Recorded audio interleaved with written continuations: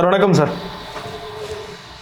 மாமல்லபுரத்தில் பாட்டாளி மக்கள் கட்சியின் பொதுக்குழு கூட்டத்தை அன்புமணி ராமதாஸ் அவர்கள் கூட்டியிருக்கிறார். ராமதாஸ் அவர்கள் கலந்து கொள்ளவில்லை. வழக்கெல்லாம் போட்டு பார்த்தாரு. அன்புமணி அவர்களுக்கு சாதமாக தீர்ப்பு வந்துச்சு. எப்படி பாக்குறீங்க? எப்படியோ செய்திகள்ல அவங்க பேரை அடி பண்ணுங்கிறதுக்கு முடிவு எடுத்தாங்க. 2 வருஷமா அவங்க பேரை எங்கேயுமே தெரியல. அவங்க கடைசியா நம்ம பார்த்தது என் முதல் கையெழுத்து, முதல் மந்திரி ஆனவுடன் என் முதல் கையெழுத்துன்னு சொன்னதுக்கு அப்புறம் அவர் காணாம போனாங்க. கட்சியே காணாம போச்சு. நடந்த எல்லா தேர்தல்களிலும் தோல்வி அடைஞ்சாங்க. கொஞ்சம் கொஞ்சமா செல்வாக்கு இழந்து காணாம போயிட்டே இருந்தாங்க. 2 பேரும் சேர்ந்து ஒரு டிராமா போட்டாங்க. நாம 2 பேரும் அடிச்சுக்கிற மாதிரி அடிச்சுக்குவோம் அப்படின்னு ஒரு டிராமா போட்டாங்க. அதனுடைய விளைவு இப்போ ஒரு 6 மாசமா டெய்லி அவங்கள பத்தி செய்தி வந்துருக்கு. வெற்றி அடைஞ்சிட்டாங்க. அந்த வகையில் அப்பாவுக்கும் மகனுக்கும் வாழ்த்துக்கள். தினசரி ஒரு தகவல். இவர் பொதுக்குழு கூட்டுவாரோ அதுக்கு ஒரு கேஸ் போடுவாரோ, இது ஒரு செய்தி. என்ன எந்த தொண்டர்கள் யாருக்கிட்ட இருக்காங்கன்னு யாருக்கு அவங்க தெரியலையே. கையில வச்சுக்கிற காசை வச்சுட்டு ஆளை சேர்த்துறாங்க. இந்த கூட்டத்தை சேர்த்துற வச்சு நீங்க பேசக்கூடாது. பொதுக்குழு இப்பதான் இவ்வளவு நாள் நான் எடுத்த நடவடிக்கைகள் எதுக்குமே பொதுக்குழு கூட்டல. அவர் கட்சி விட்டு நீக்குவாரு, இவர் சேர்த்துக்குவாரு, இவர் நீக்குவாரு, அவர் சேர்த்துக்குவாரு. ஒண்ணு தெளிவா தெரியுது. அப்பா ஒரு கட்சியோட சேர்றதுக்கு ட்ரை பண்றாரு, மகன் ஒரு கட்சியோட சேர்த்துக்கு ட்ரை பண்றாரு. என்னன்னா, நீ ஜெயிச்சா நீ வாங்கிக்கோ, நான் ஜெயிச்சா நான் வாங்கிக்கிறேன். நம்ம குடும்பத்துல யாருக்கோ ஒருத்தருக்கு பதவி, அவ்வளவுதான். அந்த பிளான்ல போயிட்டு இருக்காங்க. இன்னொரு ஒரு மாசத்துக்கு அப்புறம் பாருங்க, 2 பேரும் இணைந்த கைகள்னு வந்துருவாங்க. இணைப்பு விழான்னு ஒரு பெருசா நடக்குது. அதுல பல கோடிக்கணக்கான பேர் கூடுவாங்க.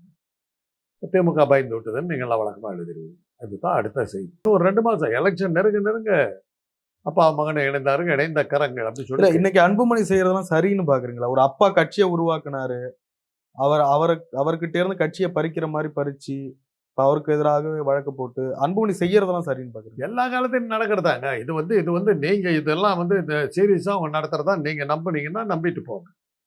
எங்களுக்கு அது ஒரு நாடகங்கிறதா நாங்க பார்த்துக்கிட்டு இருக்கோம். 2 பேரும் சேர்ந்து பப்ளிசிட்டி, ஒரு விளம்பரத்துக்காக இது மூலமும் செய்யறாங்க. செய்திகளே இல்லாம போயிடுச்சு அவங்கள பொறுத்தவரை. ஒரு பெரிய இதுல விக்கிற வேண்டிய தேர்தலில் அவங்களுடைய ஜாதிக்காரர்கள் இருந்த ஊர் அது.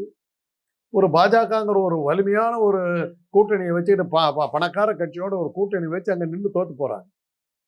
அன்னைக்கு திமுக எகென்ஸ்டா ஒரு பட்டியலினத்த தலைவருடைய கொலை நடந்திருக்குது. கள்ளக்குறிச்சியில கள்ளச்சாராய விஷச்சாராய இது மரணங்கள் நடந்திருக்குது. இவ்வளவு நெகட்டிவ் பாயிண்டோட திமுக ஜெயிக்கிறாங்க. அந்த அளவுக்கு அவங்களுடைய செல்வாக்கு வத்தி போச்சு. அதனுடைய விளைவு தான் பார்த்தாங்க. இதெல்லாம் சரி வராது, ஒரு பெரிய ஸ்டண்ட் ஒன்று அடிக்கணும்னு சொல்லி இப்போ அடிச்சுக்கிட்டு இருக்காங்க. நீங்களும் கேள்வி கேட்குறீங்க, இப்படி செய்கிறது நியாயமானு. இதை வச்சுக்கிட்டு இந்த கேள்விக்கு பதில் சொல்லி இதை வச்சுக்கிட்டு ஒரு 10 நாளைக்கு அவங்க செய்தி அடிபட்டு நியாயமா அநியாயமாங்கிறது குடும்பத்திலையும் சரி வெளியிலையும் சரி இந்த மாதிரி நியாயம் இல்லை. அது நியாயம் இல்லைல்ல. அது நியாயம்னு நம்ம யாருமே சொல்ல முடியாது. இப்போ ஷாஜகான் இருந்தார், ஜஹாங்கீருடைய மகன் ஷாஜகான். ஜஹாங்கீருக்கு தான் 5 பசங்க 6 பசங்க. ஜஹாங்கீர் நூர்ஜஹான் ஒருத்தைய வேற கல்யாணம் பண்ணிக்கிட்டான். கட்டிக்கிட்டு அந்த அம்மாளுக்கு முதல் கணவன் மூலமா ஒரு மகன். சொந்த மகாராணிக்கு பிறந்தவங்க எல்லாம் இந்த ஷாஜகான் இவங்க எல்லாம் பிறந்திருக்காங்க. இந்த அம்மா நூர்ஜஹான் எவ்வளவு சக்தி வாய்ந்தவன்னாக்கா, ஜஹாங்கீரை கையில போட்டுக்கிட்டு தன் முதல் கணவனுக்கு பிறந்த அந்த மகனை ராஜா ஆக்கிறதுக்கு ட்ரை பண்ண. ஜஹாங்கீரும் வேற வழி இல்லை, வப்பாட்டி சொன்ன பேச்சு தானே கேட்டாலும் அதை பதவி பட்டம் ஏற்றுறதுக்கு இது பண்ணும்போது ஷாஜகான் எல்லாத்தையும் தான் அண்ணங்க 5 அண்ணனுங்கன்னு ஒரு வழியாக்கி அந்த நூர்ஜஹான் கிரஜகான் எல்லாத்தையும் அடித்து தள்ளிவிட்டு அவங்க அப்பனையும் கொண்டு போய் ஜெயிலில் வச்சு இவன் ராஜா ஆகிடும். ஷாஜகான் அவனுக்கு 5 பசங்க பிறகு. அவுரங்கசீப் தான் கடைசி பையன். அப்பனையே கைது பண்ணி ஒரு கருணை எப்படி வச்சான்னா, தன் மனைவிக்காக கட்டின தாஜ்மஹால் ஆக்ரா கோட்டையில அந்த சிறை வச்ச இடத்துல இருந்து அந்த ஜன்னல் வழியா பார்த்தா தாஜ்மஹால் தெரியும். அந்த மாதிரி சிறைக்குள்ளார அவங்க அப்பனை போட்ட அந்த கருணையை மாத்திரம் தான் காட்டணும். இதெல்லாம் முகலாயர் சமுதாயத்தில் நடக்கிற ஒரு விஷயம். அது ராஜ குடும்பங்கள்ல எல்லாம் இது எப்பவுமே நடக்கிறது தான். மேரின்னு இருந்தா அவன் ஸ்காட்லாண்டருடைய குயின். குயின் எலிசபெத் ஃபர்ஸ்ட் இந்த எலிசபெத் இல்லை, எலிசபெத் தான் ஃபர்ஸ்ட். அவ கல்யாணம் பண்ணிக்கல. மேரிக்கும் எலிசபெத்துக்கும் பெரிய தகராறு. ஏன்னா அரசியல் வாரிசுரிமைப்படி மேரியினுடைய மகன் தான் ராஜா ஆக முடியும். அந்த எரிச்சல்ல எலிசபெத் அந்த மேரிக்கு எவ்வளவு தொந்தரவு கொடுத்தது மாத்திரம் இல்லாம மேரிய தலையை வெட்டி கொண்டு போட்டு தான் ஆட்சியில் இருக்கா. ஆனா மேரி உன்னை பழிவாங்க விட மாட்டேன்னு சொல்லி எலிசபெத் இறந்த உடனே அவ மகன் தான் வந்து இது பண்றான். மேரியினுடைய இது கல்லறையை திறந்து அவளுக்கு நல்ல அழகான கல்லறையெல்லாம் கட்டி எலிசபெத்தை எவ்வளோ பழி வாங்க முடியுமோ அவ்வளோ பழி வாங்கிட்டு தான் விடுறான். இது எல்லாமே எப்பவுமே நடக்கிறது. இப்போ இதை வச்சுக்கிட்டு ராமதாஸ் செய்கிறது நியாயமா, அன்புமணி செய்கிறது நியாயமா? நான் ஒரே வார்த்தை தான் என்னால் சொல்ல முடியும். ராமதாஸ் எனக்கும் அவருக்கும் ஒரே வயசு தான். என்னை விட 2 வருஷம் 3 வருஷமும் பெரியவர். இளைஞர்கள் வழி விட்டு வெளியே போங்க சார். கட்சி அவர் உருவாக்குனது சார். இருக்கட்டுங்க, அது அவரா பார்த்து கொடுக்கணும். அபகரிக்கலாமா? அபகரிக்கிறது இல்லைங்க, அவரா பார்த்து கொடுக்க மாட்டேங்கிற அவரு கட்சி சார். நான் இல்லைன்னு சொல்லலைங்க, உங்க மகன் தாங்க கேட்கிறாரு. நீங்களே பார்த்து தாங்க. ஏற்கனவே கொடுத்து நிறைய தேர்தலில் தோத்து போச்சு, கட்சி சீரழிஞ்சு போச்சு, ஒன்றும் பண்ணல, பிஜேபிக்குள்ள போய் நிக்கிறாரு அப்படின்ற விமர்சனத்தெல்லாம் ராமதாஸ் முன் வைக்கிறாரு. சரி, அதெல்லாம் சொல்லும் போது இப்ப நான் சொல்றது அதை எல்லாமே நான் அரசியல் ரீதியாவே பேசுறேன், ஹெல்த் ரீதியா பேசுறேன். பேசுறது குளர்றாரு. இல்ல, அவர் இப்பயுமே சொல்றாரு கொஞ்சம் வெயிட் பண்ணு, என் காலத்துக்கு பிறகு ஆட்டோமேட்டிக்கா ஒன்றை தானே வரப்போகுது, வெயிட் பண்ணு. அது அப்படித்தான் வெயிட் பண்ணி பிரின்ஸ் சார்ல்ஸ் என்ன ஆனாரு? எலிசபெத் 102 வயசு இருந்துவிட்டு இறந்தாங்க. பிரின்ஸ் சார்ல்ஸ் பதவிக்கு வந்த உடனே கேன்சர் சொல்லி படுத்துக்கிட்டார். ராஜா என்ன பிரயோஜனம்? ஒரு காலத்துல கூட அதான் யாருமே கொடுக்க மாட்டாங்க பணக்கா. இப்போ எங்க குடும்பத்திலேயே நடந்த கதையை சொல்றேன். எங்க அப்பா 2 சித்தப்பா 3 பேர். நடு சித்தப்பா மிகப்பெரிய பணக்காரராக இருந்தார். அதாவது வானமே இல்லைங்கிற அளவுக்கு அவ்வளோ பெரிய பணக்காரர். எங்க அப்பாவும் சின்ன சித்தப்பாரும் 2 பேரும் படித்தவங்க. அவரு திராவிட இயக்கத்தில் பெருசாக சேர்ந்துட்டு அவர் பாட்டு பணம் இல்லை. இதே எங்க அப்பா வந்து செல்வாக்கு மிகுந்த மனிதராக இருந்தவருடைய செல்வம் மிகுந்த மனிதராக இருக்குல்ல. அதோடைய விளைவு என்னன்னா, எங்க அப்பா ஊர்ல பெரிய மனுஷன். அந்த ஊர்ல பெரிய மனுஷங்கிறதுக்கான மரியாதை நம்ம காப்பாற்றணும், நம்மளாம் படிக்கணும், நாமளும் ஒரு தகுதியை வளர்த்துக்கணுங்கிற எண்ணம் எங்களுக்கு அடிப்படையிலேயே வந்துச்சு. ஸோ நாங்கெல்லாம் படித்தோம். அதே மாதிரி எங்கள் சின்ன சேத்துப்பாருடைய பசங்க அவங்க எல்லாம் படித்தாங்க. நீங்கள் பார்த்தீங்கன்னா என் சின்ன சேத்துப்பார் குடும்பத்தில் எல்லாம் டாக்டருங்களும் இதாகவும் தர்மபுரியாக கலக்கிக்கிட்டு இருக்கிறாங்க. இந்த பசங்க பணத்தை வச்சுக்கிட்டு இருந்தாலும் படிக்கவே இல்லை. அதுதான் என் சின்ன சேத்துப்பார் மகன் சொல்லுவான், பேர் ஸ்டாலின் பேர்.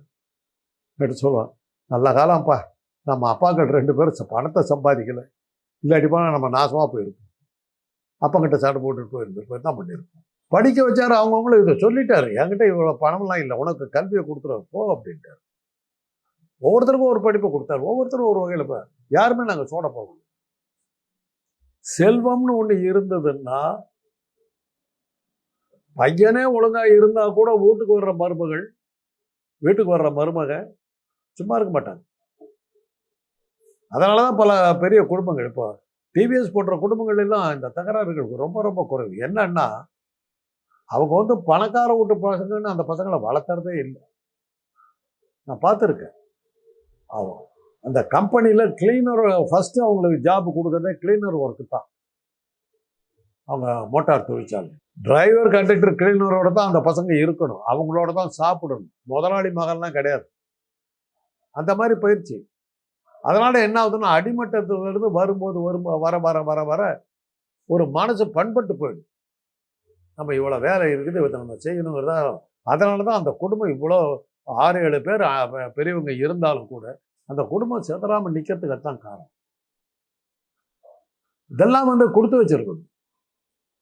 ஒரு கட்சியை ஆரம்பிச்சிருக்கீங்க, ஒரு வயசு ஆகி போச்சு. இப்போ கலைஞர் வந்து கலைஞரும் அந்த தப்பை தான் பண்ணார். ஸ்டாலினுக்கு எவ்வளோ காலம் கழிச்சு கொடுத்தார்.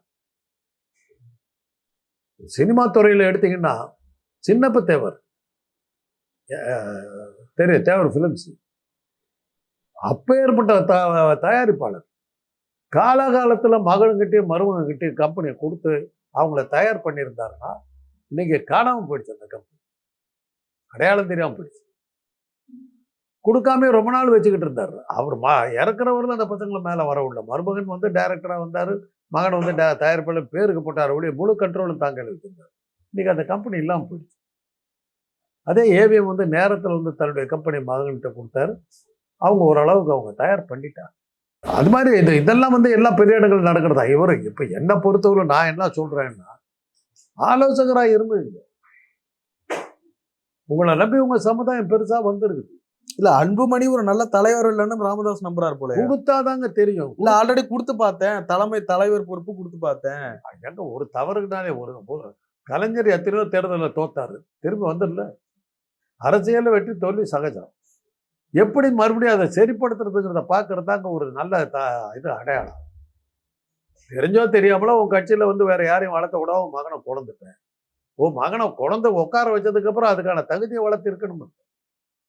ஏத்துக்கிட்டோமா ஏத்துக்கலையோ, ஸ்டாலினை கொண்டு வச்சார் கலைஞர். நீ ஸ்டாலின் ப்ரூவ் பண்ணிட்டாருல்ல, நிரூபிச்சிட்டாருல்ல, தவறு இல்லைன்னு நிரூபிச்சார்ல. ஜெயலலிதா கொண்டு வச்சார் எம்ஜிஆர்.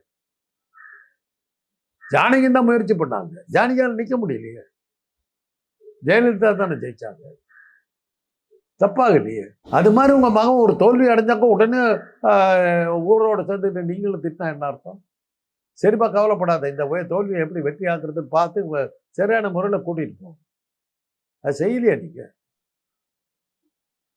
ஸ்டாலினை கூட ஒரு தலைவராக கொண்டு வரும்போது தேர்தல் எல்லாம் நிக்க வச்சு ஜெயிச்சு தோக்கிறது எல்லாத்தையும் பழக்கிட்டாரு. இவர் தேர்தலை நிக்க விடாம டைரக்டா நம்ம தெரியாது. அதில் தான் அவர் ஸ்பாயில் ஆனார். மக்களே சந்திக்காம தலைவராக வந்தவருக்கு அவர் மக்களை பற்றி தெரியல. இதெல்லாம் ஒரு டாக்டர், 2 பேரும் டாக்டர். இதெல்லாம் தான் அடிப்படை தவறுகள். இந்த உதயநிதிக்கு என்ன பண்ணார்? அவர் எலெக்ஷன்ல நிக்க வச்சார், சினிமாவில் நடிக்க வச்சு பிரபலமாக்குனாங்க. பிரபலம் ஆனதுக்கு பிறகு அந்த சினிமா கவர்ச்சியோட உள்ள வர்றார். எலெக்ஷன்ல தான் நிற்கிறார், நாமினேட் பண்ணல, அவர் பதவிக்கு நாமினேட் பண்ணல. எலெக்ஷன் ஜெயிச்சப்பறம் மந்திரி ஆக்குறாங்க. எம்எல்ஏ கொடுக்குற மரியாதை தான். இப்படி நீங்க பண்ணியிருந்தாக்க அன்புமணிக்கு வந்து மக்களை எப்படி சந்திக்கிறதுன்னு தெரிஞ்சிருக்கும். தெரியலையே, மக்களே அவர் சந்திக்கவே போகலையே. டைரக்டா மந்திரி, டைரக்டா பிளேனு, டைரக்டா பதவியேற்பு, டைரக்டா அதிகாரம். யார் தப்பு? நீங்க பண்ணதுதான். இப்போ அது அவருக்கு பயிற்சி கொடுங்க. இதாப்பா எனக்கு வயசாகி போச்சு, நான் ஒரு டாக்டரா சொல்றேன், பேச்சு குளறுது, சிந்தனை கொஞ்சம் இதாகுது, தடுமாறுது, வயோதிகம் உள்ள வந்துடுச்சு. அதுக்கு தகுந்த மாதிரி நம்ம விலகிறதுக்கு பார்க்கணும், அட்வைஸரா போகும். அது சில பொறுப்புகளை வந்து முக்கியமான பொறுப்புகளை கையில வச்சு மற்றத்தெல்லாம் கொடுத்துருங்க. இல்லாட்டி பண்ண நம்மளை தூக்கி சாப்பிடுவாங்க. இப்போ என்ன போன்ற வயதுகளுக்கு அந்த பயம் இருக்குன்னு எல்லாத்தையும் பிடிக்கிட்டு போயிடுறாங்க. நம்மளை பார்த்துக்கிறதுக்கு யாரும் இல்லைங்கிற அளவுல தான் நாங்கள்லாம் இருக்கோம். இன்னைக்கு அதுதானே பிரச்சனையே. எங்களை போன்ற வயதுகளுக்கு வந்து எங்க பிள்ளைகள் எங்களோட இல்லை, யாருக்குமே. இது வந்து நான் தனியா இல்லை, எங்க குடும்பத்துல எல்லாமே வயசானவங்க அத்தனை பேர் தனியா தான் கிடக்கும். ஏன்னா இந்த கால மாறுபாட்டில் வந்து அவங்கவுங்களுக்கு வேலை நிறையா இருக்கு. இப்போ அந்த கதையெல்லாம் வேணாம். நான் இப்போ என்ன சொல்றேன்னா, ஒரு பையன் வந்தாச்சு, ஒரு அரசியலை கொண்டு வந்து நீங்க திணிச்சிங்க, உள்ள வந்ததுக்கு பிறகு நீங்க பயிற்சி கொடுத்துருக்கணும். கொடுத்து எப்படி மக்களை எப்படி சந்திக்கிறது, கட்சி எப்படி ரீட்டைன் பண்ணுறது. இன்னைக்கு எடப்பாடி வந்து ஒரு கூட்டம் நடத்துறாருங்க, நடைப்பயணம் போறாரு. விழுப்புரத்துல லட்சக்கணக்கான பேர் வந்து கூடுறான். யாரால கூடனா? சிவி சண்முகம். வன்னியர்கள் பெரும்பாலான வன்னியர்கள் சிவி சண்முகத்துக்கு முன்னாடி போயிட்டு அங்கிறதுக்கு அது ஒரு அடையாளம்.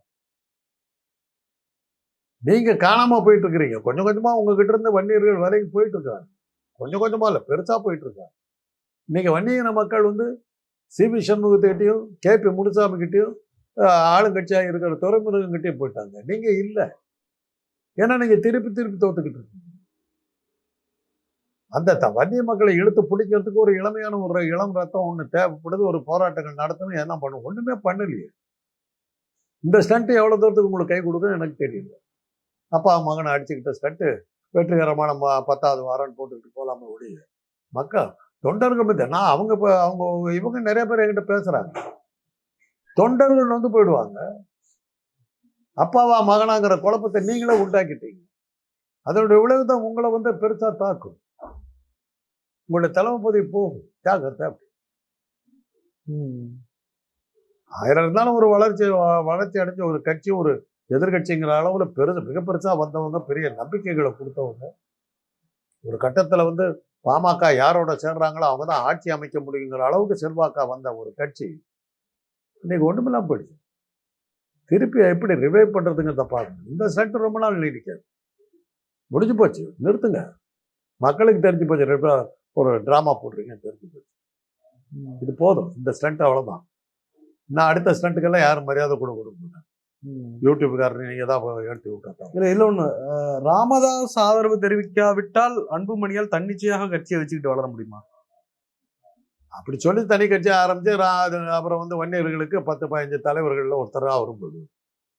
இல்லை, இப்போ ராமதாஸ் பேஸுக்காக தானே பாட்டாளி மக்கள் கட்சிக்கு ஓட்டு. பார்த்தா தான் அங்கே தெரியும். ராமதாஸ் கூட்டத்திலையும் 10 பேர் வர்றாங்க, அந்த பக்கத்துலையும் 10 பேர் வர்றாங்க. நான் கேள்விப்பட்ட அளவில் அன்புமணி பக்கம் தான் நிறைய பேர் இருக்கிறதா நான் கேள்விப்பட்டேன். இல்லை, கிரவுண்ட்ல வன்னியர் சங்கம்ன்றது ராமதாஸ் கட்டுப்பாட்டில் தானே இருக்கு. வன்னியர் சங்க கட்டடம் இருக்குங்க, வன்னியர்கள் இருக்காங்க. பழனிசாமி கிட்ட அதிமுக ஆபீஸ் இருக்குது. அதிமுக காரன் இருக்காங்க, யார் இருக்காங்க? கட்டடத்தை இதையில வச்சுக்கிட்டு அதிகாரத்தை கையில் வச்சு நீங்க ஒன்றும் பண்ண முடியாது. அதிகாரப்பூர்வமான அங்கீகாரம் பழனிசாமி கிட்ட இருக்கு. மக்கள் ஓட்டு போடல. நீதிமன்றத்தில் ஒரு வித்தியாசமான நடைமுறை நடந்தது நேற்று, கவனிச்சிங்களா? வழக்கமா கோர்ட்ல விசாரிப்பாங்க. நேற்று நீதிபதி ஆனந்த் வெங்கடேஷ் அவர்கள் தனி அறையில் ராமதாஸ் அவர்களுக்கும் அன்புமணி ராமதாஸ் அவர்களுக்கும் அழைப்பு விட்டு, என் ரூமுக்கு வாங்க, நான் பேசுறேன் உங்ககிட்ட, கட்சியின் நலம் சார்ந்து பேசுறேன் அப்படின்ட்டு சொல்லி தனி அறையில் அழைச்சிருக்காரு.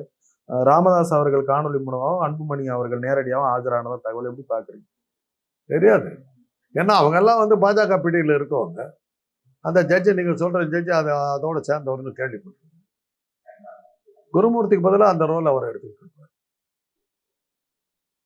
ஏன்னா குருமூர்த்தி ப்ரூவ்டு ஃபெயிலியர், அதில் இவரை பிடிச்சி வச்சிருக்காங்க. அது என்னன்னு புரியல, அந்த ஜட்ஜு தான் கேட்கணும்.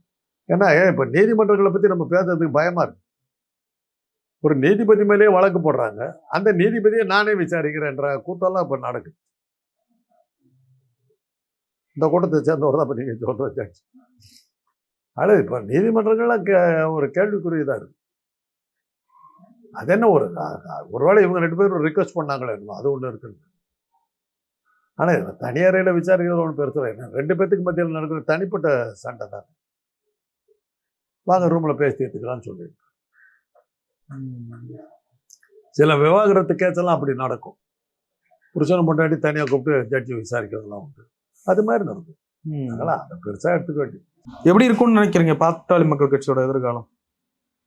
கட்சியை விட்டு தொண்டர்கள் போயிட்டாங்க. உங்க ஜாதியை பூரா ஏறத்தாழ விட்டு விலகிட்டாங்க. நீங்க வந்தீங்கன்னாவே உங்களுக்கு யார் இருப்பா தொண்டர்களுங்கிறதா கேள்வி. தலைமை பதவி எல்லாம் நீங்க யார் வேணாலும் வாங்கிக்கலாம். திருப்பி ரிவைவ் பண்றதுக்கான திட்டங்களை தீட்டலைன்னா உங்களை மக்கள் உங்க இனத்து மக்கள், ஏன்னா வேற யாரும் வர்ற, உங்க ஜாதிக்காரரை தவிர வேற யாரும் உங்கள்கிட்ட சேர போறது. அவங்கெல்லாம் உங்ககிட்ட வரணும்னா அவங்களுக்கு நம்பிக்கைக்குரியவர்களாக நீங்கள் நடக்கணும்னாக்கா முதல்ல உங்கள் 2 பேர்த்துக்கு மத்தியில் இருக்கிற இந்த வேற்றுமைகளை மறந்துட்டு நாம் 2 பேரும் ஒன்றிணைந்து நம்முடைய ஜாதிக்காக போராடுவோம் சொல்லிட்டு இது பண்ணாதான் உங்களுக்கு ஏதாவது 1-2 தேரும். இல்லாட்டி போனால் பேசாமல் தைலாபுரத்தில் கிளினிக் வச்சு 3 ரூபா டாக்டராக இருக்கிறது தான் பெட்டர்.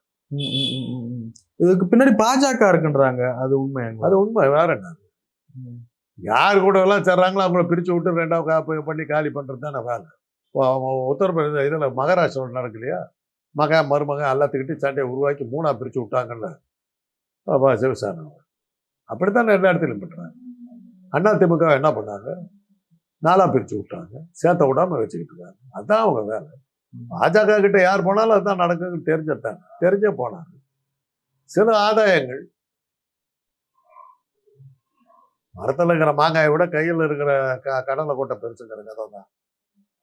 பிஜேபி கிட்ட இருந்தால் உடனடி பலன், எதிர்காலத்தில் என்னைக்கா வரக்கூடிய லாபத்துக்கு இன்னைக்கு வர லாபத்தையும் விடுவானேன்னு தான் போனாங்க. அதோடைய விளைவு அவங்களுடைய தலைமை பதவி போச்சு. இப்போ அவங்கள பற்றி பேசுறது இல்லையா பாஜக, அவங்கள பற்றி கவலைப்பட்டுருக்கு. ஏன்னா அந்த விக்கிரவாண்டியில் தெளிவாக தெரிஞ்சு போச்சு அவங்க ஒன்றும் இல்லை அப்படிங்கிறது தெரிஞ்சு போச்சு.